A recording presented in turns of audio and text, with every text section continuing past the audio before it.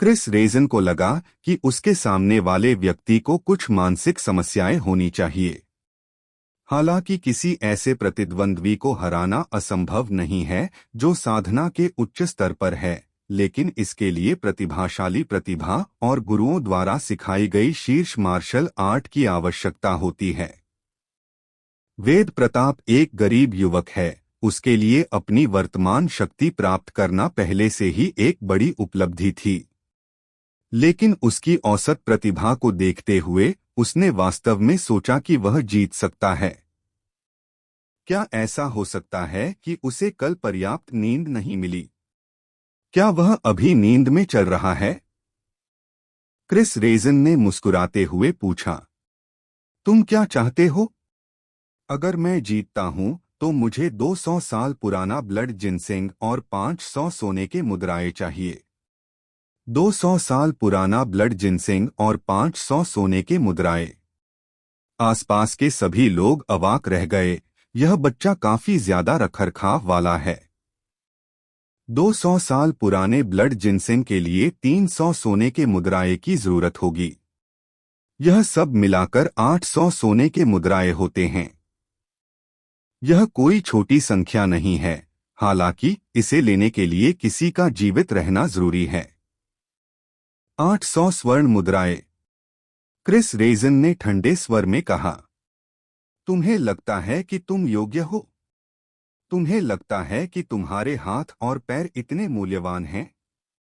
Oman kingdom में कुलीन और आम लोगों का जीवन समान नहीं है।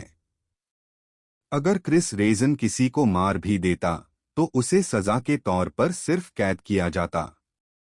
उसके बाद उसे बस 200 स्वर्ण मुद्राएं का मुआवजा देना था। वेद प्रताप ने धीरे से जवाब दिया, मार्शल आर्टिस्ट के लिए उनके हाथ और पैर अनमोल हैं।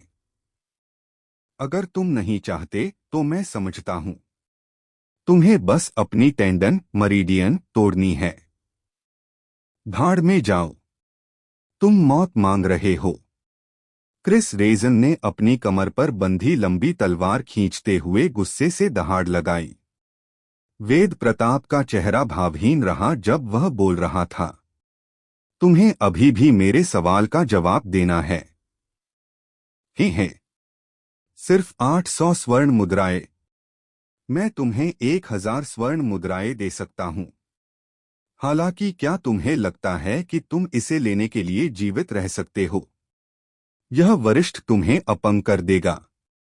यदि तुम 3 चालों के बाद भी अपना जीवन बचा सकते हो तो यह वरिष्ठ मेरा नाम उल्टा पढ़ेगा। क्रिस रेजन उत्तेजित हो गया था। वेद प्रताप की खुशी के लिए और अधिक पैसे। बहुत अच्छा, 1000 स्वर्ण मुद्राएं हैं। उसने अभी ये शब्द बोलना समाप्त ही किया था कि क्रिस रेजन की तलवार की मार उस पर पड़ी। तलवार से सुनहरी रोशनी का एक हल्का निशान निकला और दर्जनों मीटर तक एक चुभने वाली आवाज गूंजी। एक मार्शल तकनीक। मार्शल तकनीकों में दुश्मन को मारने के लिए आदिम ऊर्जा का उपयोग शामिल है। जब क्रिस रेजन ने दावा किया कि वह 3 चालों के भीतर वेद प्रताप को मार देगा तो वह केवल अपनी भावनाओं में बह नहीं रहा था, बल्कि उसे अपनी क्षमताओं, अपनी मार्शल तकनीक पर भरोसा था।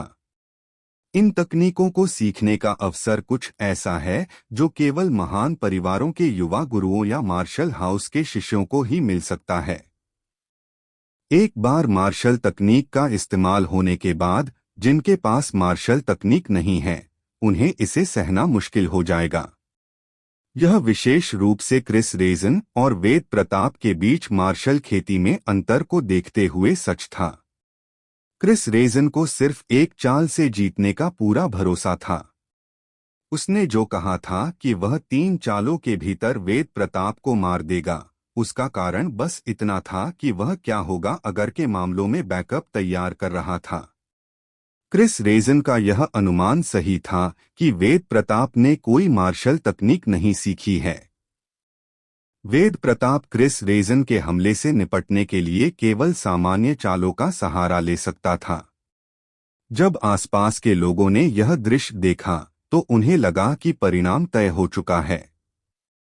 रक्षित प्रताप वेद के लिए उसका दिल घबरा गया। वेद प्रताप इस तलवार के हमले को कैसे रोक सकता था?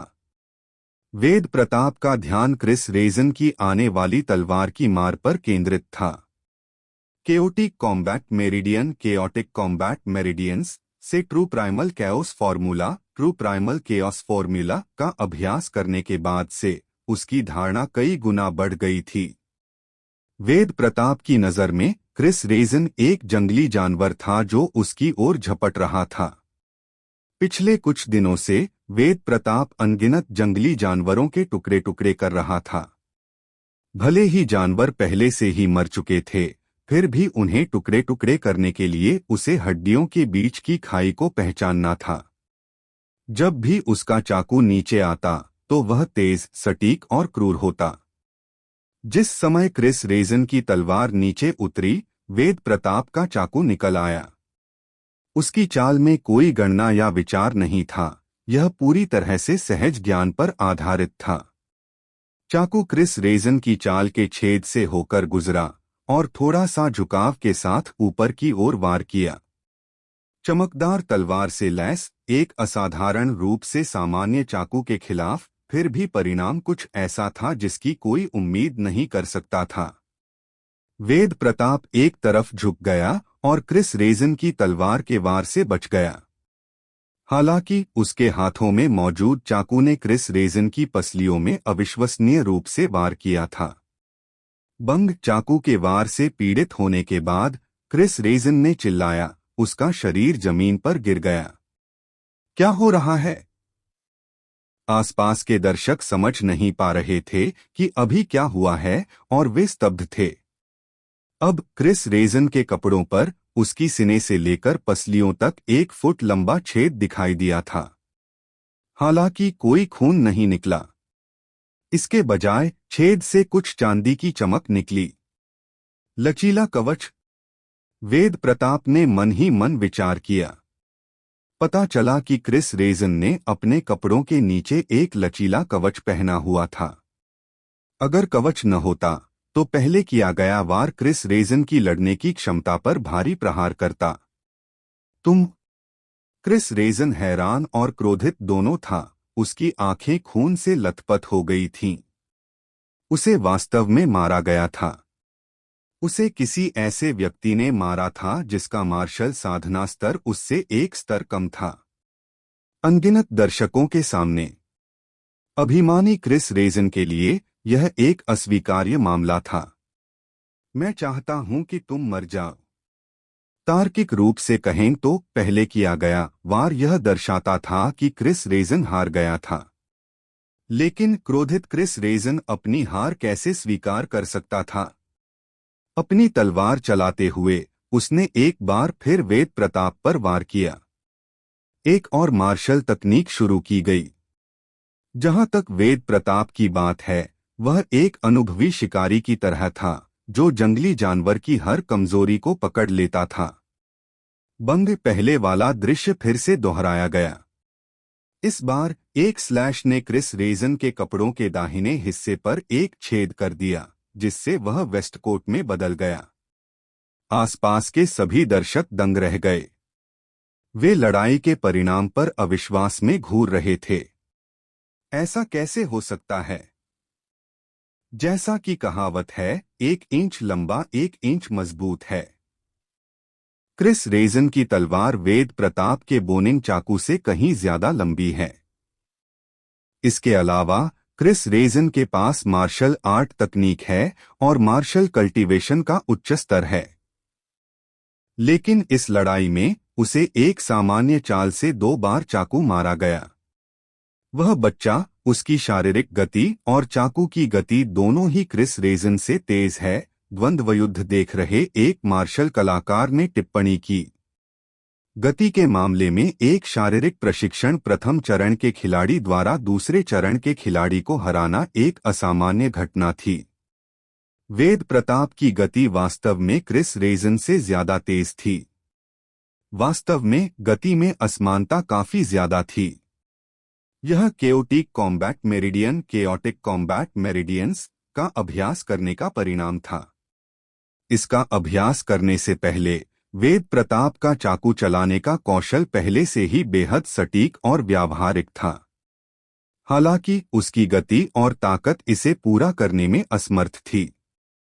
उसके लिए क्रिस रेजन को हराने में असमर्थ होना स्वाभाविक ही था, जो शारीरिक प्रशिक्षण के दूसरे चरण में था। लेकिन केओटिक कॉम्बैट मेरिडियंस के अस्तित्व के साथ स्थिति अब पूरी तरह से अलग थी। क्रोध से पागल क्रिस रेजन ने अपने बाहरी कपड़े फाड़ दिए, एक चांदी जैसा लचीला कवच प्रकट किया। वह एक शारीरिक प्रशिक्षण प्रथम चरण फिजिकल ट्रेनिंग स्टेज 1 के बदमाश से हार गया था। अगर वह बदला लेने में असमर्थ होता तो उसके पास ओमान सिटी में रहने का कोई चेहरा नहीं होता। मैं तुम्हें मार डालूंगा।